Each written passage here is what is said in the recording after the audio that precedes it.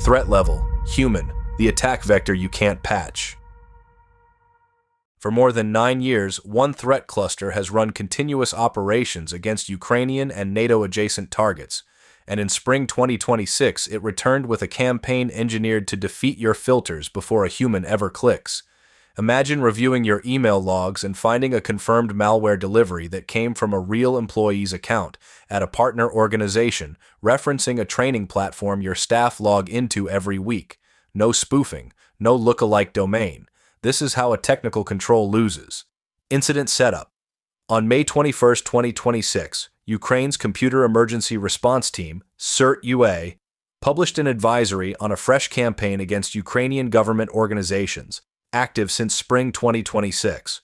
The actor is Ghostwriter, also tracked as UAC0057 and UNC1151.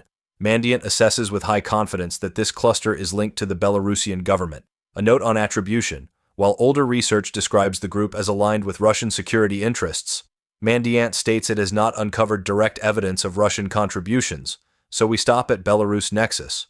The lure this time was Prometheus, described as Ukraine's largest online learning platform, with emails offering certificates for completing online courses. We covered this actor's earlier tradecraft in our Ghostwriter playbook episode. This campaign is the evolution. How the attack worked. The chain begins with a choice most offenders underestimate. First, initial access. The phishing email is sent from an already compromised legitimate account. Think of spear phishing as a custom letter that addresses you by name. This version goes further. The letter actually is from a colleague's real address, because the attacker already owns that inbox, so the sender passes every authenticity check you have. The email carries a PDF attachment containing a link. CERT-UA states that the email contains a PDF attachment with a link that, when clicked, downloads a zip archive containing a JavaScript file. Next, execution. That JavaScript file is classified as oysterfresh, and it does two things at once. It is like a pickpocket who hands you a thank you card with one hand while lifting your wallet with the other. The card is a decoy document shown on screen to keep the victim calm. The wallet is an encoded payload called Oyster Blues, written silently into the Windows registry. Picture the Windows registry as a city's building permit archive. Thousands of entries almost never audited, where one more line draws no attention. That is where the implant hides, and because it lives in the registry, it survives reboots and blends with legitimate software entries. Oysterfresh then downloads a separate decoder called Oyster Shuck. To reconstruct the hidden payload, it applies 3 transforms in sequence: string reversal, then a ROT13 cipher, then URL decoding. Imagine a message written backwards, then shifted by a cipher, then translated from another character set. Any single step looks like garbage. You need all 3 keys in the right order. The malware carries those keys. Your scanner does not. Now, exfiltration. Once restored, Oyster Blues profiles the host, collecting computer name, username, operating system version, last boot time, and the list of running processes, then ships it to a command and control server using an HTTP POST request. The server replies with arbitrary JavaScript, executed on the fly through the eval function. A normal command channel is a radio with a fixed list of orders.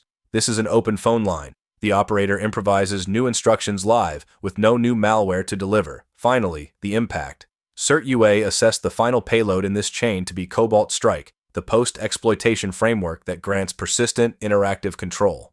Why it worked. Here is the trust inversion at the center of this campaign. Every layer is engineered to resemble something the target already trusts. The sender is a real colleague. The subject is a platform government workers genuinely use. The document on screen is a plausible decoy. Even the infrastructure hides behind Cloudflare, legitimate hosting that no firewall flags as hostile. Consider the decisions a victim actually makes. Open mail from a known contact. Read a message about a certificate from a platform they log into weekly. Click a link inside a PDF, the most ordinary office document there is. Each step, viewed alone, is reasonable. None of them feels like the moment you let an adversary in. That is the point. The social engineering does not ask the target to trust a stranger or override their instincts. It removes every signal that would trigger suspicion in the first place. This is why training people to spot bad grammar or strange sender addresses fails here. There is nothing strange to spot. The email is grammatically clean, contextually accurate, and cryptographically authentic. When an attacker invests in compromising a trusted account and weaponizing a familiar brand, they have effectively moved the decision out of the realm where human vigilance operates. By the time judgment could intervene, the click has already happened, and the malware only needs to avoid detection, not scrutiny. Operational impact. The measurable consequence is loss of control over government endpoints.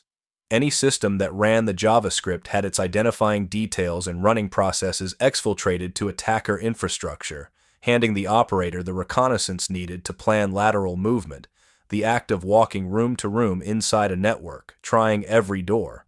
With Cobalt Strike assessed as the terminal stage, that means persistent, interactive access inside a government environment.